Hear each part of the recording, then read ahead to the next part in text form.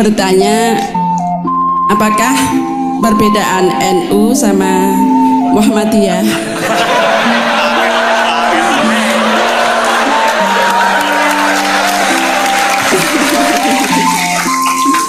Tadi kan dijabarkan.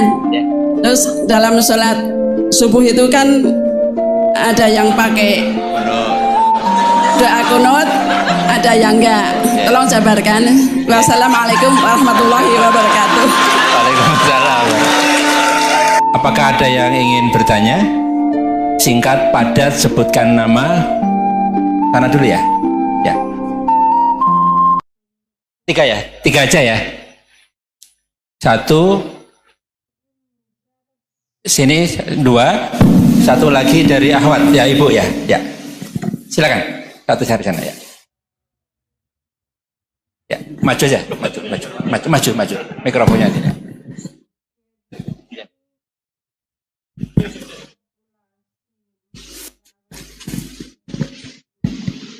Bismillahirrahmanirrahim. Assalamualaikum warahmatullahi wabarakatuh. Perkenalkan Gus Baha. Nama saya Boyi. Mungkin agak beda dengan pada umumnya.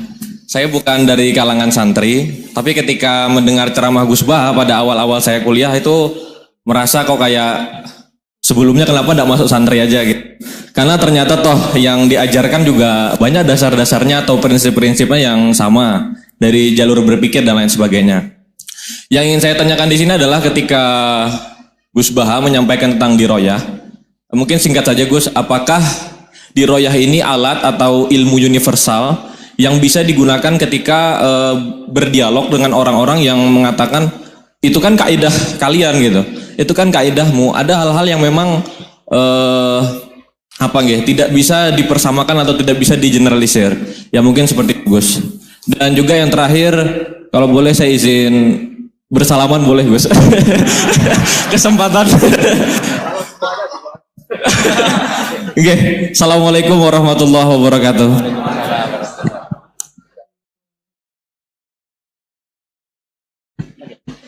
Baik, kita kumpulkan dulu satu lagi ya.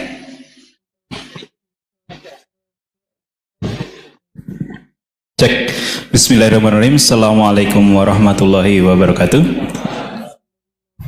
Ya, perkenalkan saya Taufik Satrio, biasa dipanggil Tosa. Ya. Ya. Singkatan. Baik, langsung saja mungkin untuk pertanyaannya. Di yaumil akhir nanti kan ada yang namanya yaumil mizan, itu pertimbangan gitu kan. Nah, itu bagaimana kalau timbangannya itu sama, artinya seimbang. Apakah itu nanti akan berada di tengah-tengah antara surga dan neraka atau seperti apa? Kemudian yang kedua itu terkait dengan perbuatan buruk ke orang lain. Ketika kita berbuat buruk ke orang lain itu kan kita istilahnya zalim kepada orang lain. Tapi di lain sisi itu secara zahir kan seperti itu. Tapi di lain sisi di akhirat itu kan kalau secara pahala kita itu membantu orang lain mendapatkan pahala.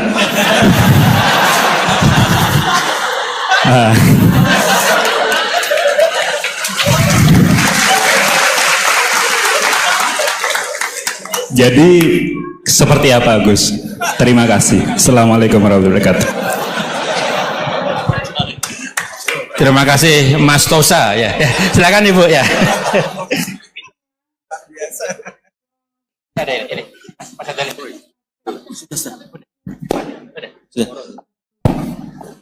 Assalamualaikum warahmatullahi wabarakatuh.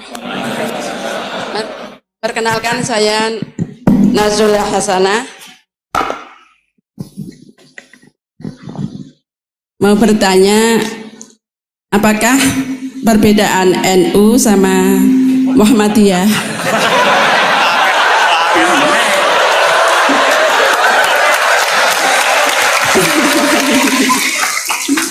Tadi kan dijabarkan. Terus dalam sholat subuh itu kan ada yang pakai doa kunut, ada yang enggak.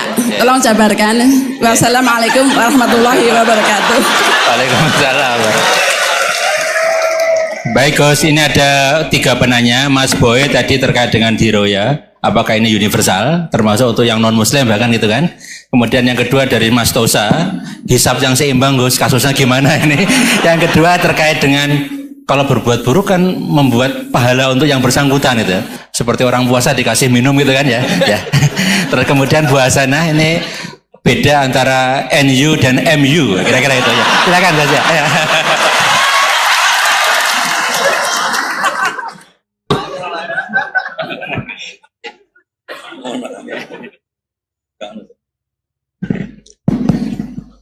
Bismillahirrahmanirrahim. Sebelum saya jawab, saya senang kalian semua senang dengan sesuatu yang taat itu.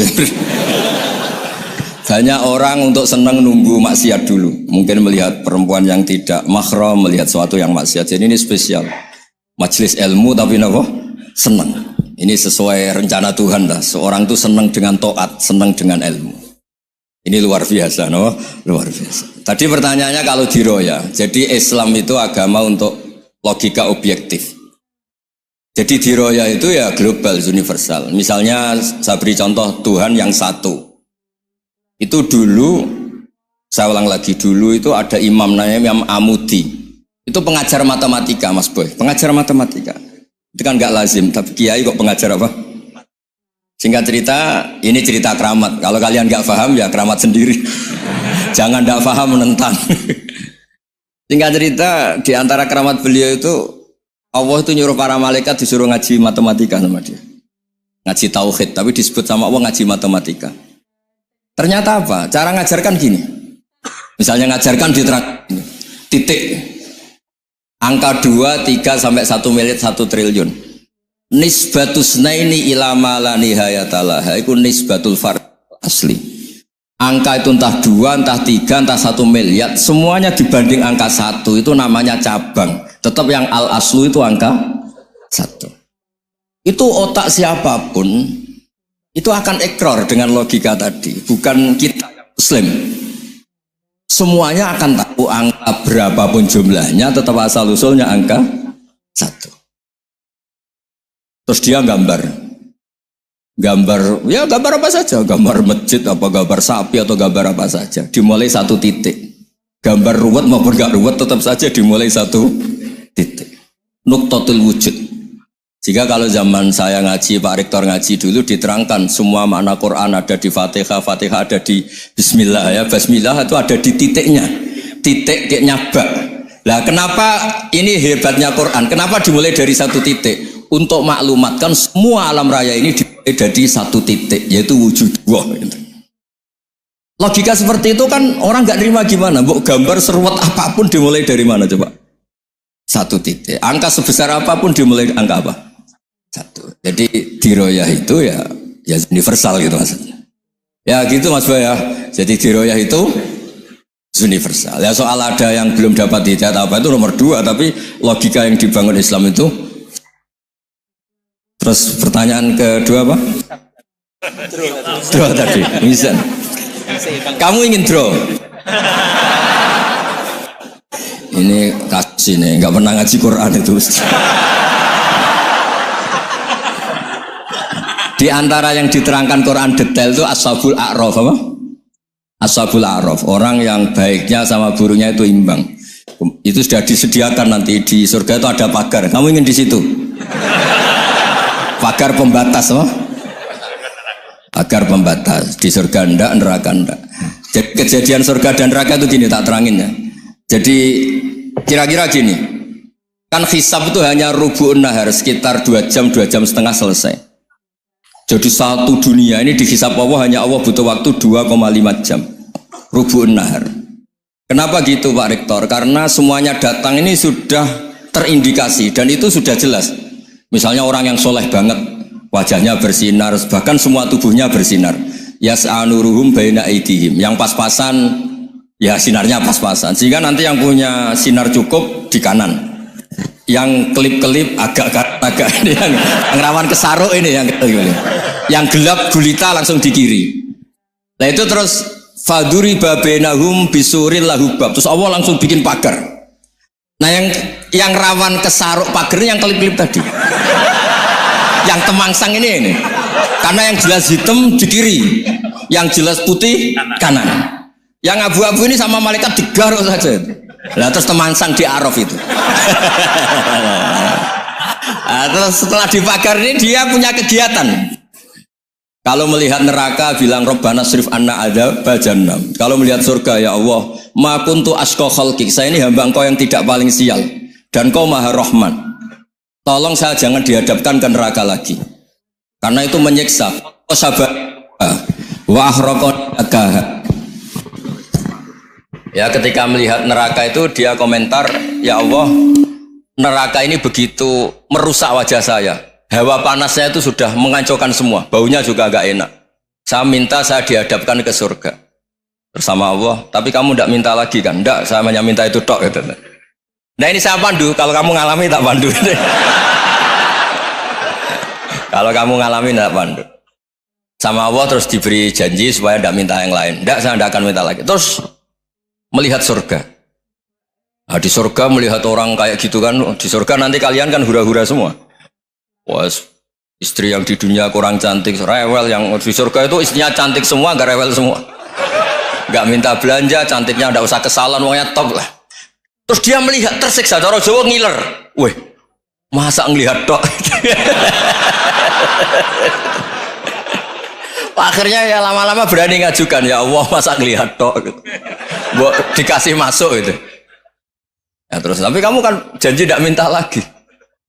Ya terus ngerayu-ngerayu Tuhan lagi. Akhirnya walhasil nanti kalau betul-betul A'raf itu nasibnya akhirnya masuk surga. Tapi tadi digarap dulu lah, dikerjain dulu. Itu lama sekali perjalanannya, memang lama sekali. Nah soal orang membunuh itu, apa contohnya tadi? Berbuat buruk sama orang lain, ya apapun lah. Berbuat buruk sama orang lain itu, kalau faktanya nanti tobat, Allah yang bisa ngelola itu. Makanya Nabi pernah senyum-senyum, pernah tertawa-tawa. Sungguh ketika Allah menghendaki rahmatnya itu semuanya indah. Yaqtulul qatil fayatubu hadza. Jadi ada orang yang sewu membunuh, terus dia tobat serius. Kemudian al-maqtul yang dibunuh ini masuk surga karena madlum. Qatilnya karena tobat serius juga masuk surga. Ya begitu juga di kedoliman-kedoliman yang lain. Jadi ya makanya tobat itu penting sekali. Ya taruh saja begini yang terkenal ya, contoh Wahsy itu jelas di surga karena syahid dibunuh Wahsy. Apa Hamzah lah. Hamzah ini jelas di surga karena matul syahidan, dibunuh secara syahid oleh Wahsy. Tapi karena Wahsy tobatnya serius, nanti juga di surga. Begitu juga keburukan-keburukan yang lain. Jadi tobat ini misalnya ada orang hartanya dicuri. Tentu yang dicuri ini kalau dia orang baik, ya mungkin secara formal lapor polisi, tapi kalau dia orang baik mungkin ridho lah, sudah itu, sudah ridho kan. Berkahnya ridho, dia menjadi orang baik karena ridho diuji Allah, hartanya apa? Dicuri. Kemudian yang mencuri tobat, entah harta itu dikembalikan, entah dikasihkan masjid sebagai amalnya yang dicuri, entah apa-apa, Allah ngasih tobat orang ini. Kemudian sama-sama jadi orang baik, kemudian sama-sama di surga. Makanya itu Nabi sampai senyum-senyum, betapa rahmatnya Allah tidak terbatas. Sama lagi, betapa rahmatnya Allah tidak terbatas. Bahkan qatil sama maktul bisa ngopi di surga bareng tadi itu. Karena ya tadi, masyhur itu. Yang paling legenda dalam sejarah Islam kan, saya pernah membunuh orang yang sangat dicintai Rasulullah. Sebagai tobat saya akan membunuh orang yang paling dibenci Rasulullah. Singkat cerita, Wahsy ini menangi bunuh Musailamah al-Kadzdzab, orang yang ngaku-ngaku Nabi yang merusak tatanan apa? Islam. Apapun itulah, cerita-cerita apapun itu. Makanya saya sering cerita, kalau preman pasar itu tobat, bu, jangan nyapu masjid. Tobatnya tetap di pasar, yang dulu pasar gak aman karena dia, sekarang aman karena dia. Jangan tobat terus nyapu di pasar, pasar diganti soksisennya, pengganti. Itu nggak fair apa? Jadi kalau tobat itu harus seimbang dengan zaman salahnya. Zaman apa? Kayak Umar. Ketika dia kafir itu orang Islam dibikin takut. Terus ketika dia Islam, gantian orang kafir dibikin takut. Pertama dia Islam langsung marahnya Abu Jahal pulang. Awas kalau ganggu Rasulullah, ngadepin saya. Itu fair. Kenapa? Fair. Jangan tobatnya bikin orang takut, setelah tobat ke masjid nyapu, yang di pasar diganti penggantinya tetap gaduh. Gak boleh, harusnya kalau lama bikin pasar takut, ya sekarang lama bikin pasar apa? Aman. Itu tobat yang apa? Seimbang. Ya kira-kira gitu ya. Nanti tak mandu kalau sudah di arah. Terus gimana? Yang ketiga NU sama MU. Satu itu beda seragamnya dan logonya.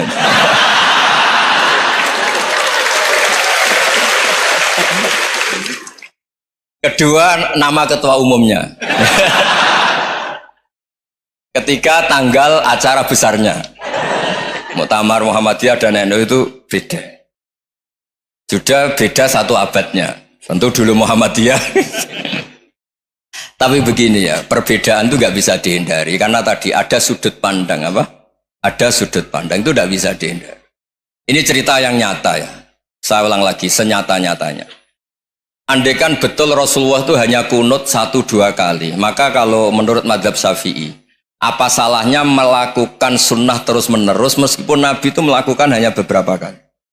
Karena pertama sesuatu yang pernah dilakukan Nabi pasti akan menjadi sunnah yang terus-menerus. Nabi itu puasa Senin Kamis juga tidak selalu. Salah kalau ada orang bilang, Nabi malah takut kalau ibadah sunat dilakukan terus-menerus karena nanti takut dikira wajib. Itu masyhur dalam kaidah usul fikih. Tapi yang tidak kunut juga tidak salah karena ya tadi Nabi ya pernah kunut, Nabi juga pernah tidak kunut karena nabinya orang banyak. Karena bukan nabi kelompok tertentu, no? Jadi sederhana. Terus menyangkut ini dengerin betul sujud. Sujud itu banyak ulama yang mengatakan untuk sah itu harus melibatkan 7 anggota. Umirtu an asjuda ala sab'ati azumin al-jabha wal yaden wal rukbaten wal qadamen. Saya diperintahkan sujud itu melibatkan 7 anggota, yaitu jabha, yaden 2 tangan, 2 lutut, terus 2 qadamen. Tapi Imam Syafi'i ngendikan, andaikan ada pendapat yang mengatakan ukurannya cukup jabha, maka itu juga benar. Karena Nabi ketika sujud ngendikan sajadalaka waj'i wa sam'i wa basori. Ya Allah telah sujud ke engkau wajah saya, jabha saya. Nabi tidak menyebut tangan, tidak menyebut rukbaten, tidak menyebut qadamen. Ini wajah dua wajah, ukurannya itu hanya jabha. Itu kayak iya, kayak enggak. Nah, hal-hal seperti itu yang menjadikan ada ijtihad. Ijtihad itu satu pemikiran yang cara sudut pandang itu kayak iya, kayak enggak. Nah, itu terus ada al-madhaibul arba'ah.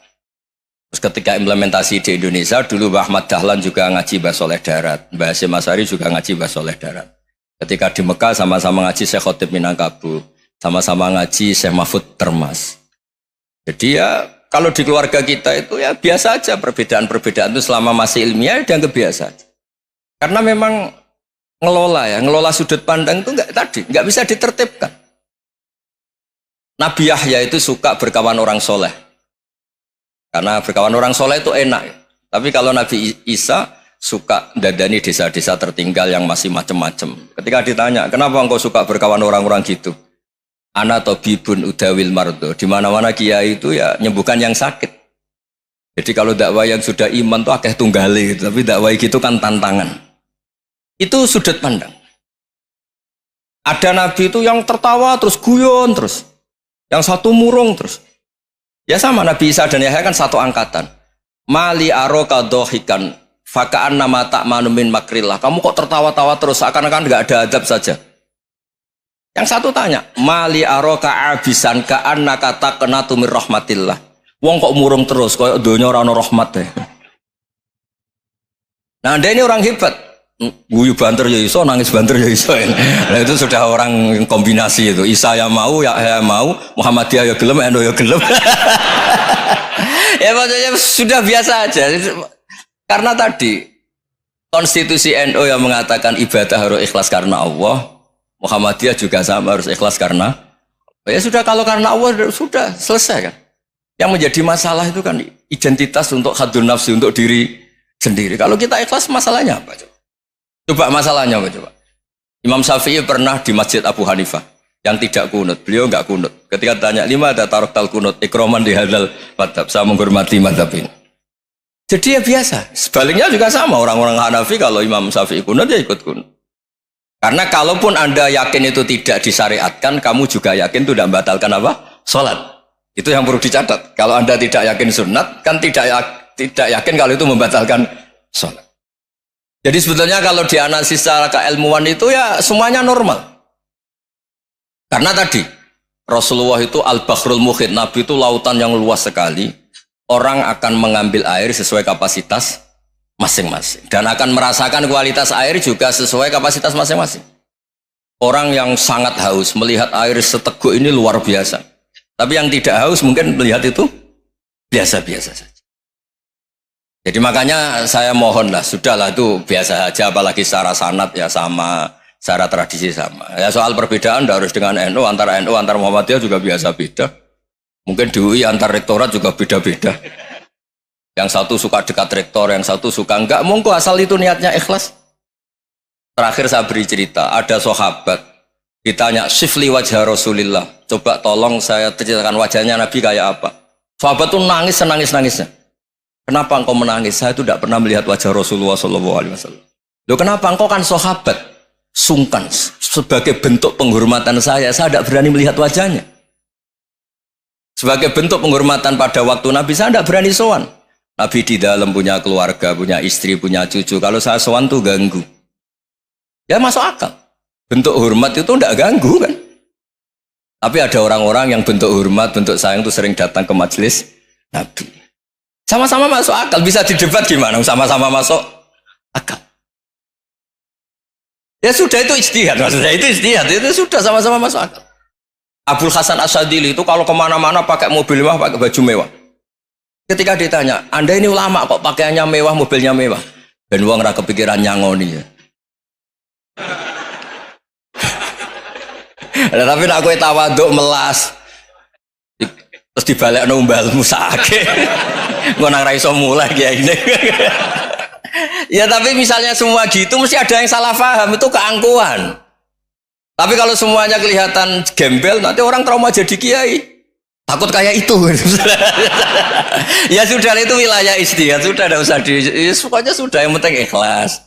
Anda berani tanggung jawab nanti ketika ketemu Allah Subhanahu wa taala. Nggih, ngoten. Assalamualaikum warahmatullahi wabarakatuh.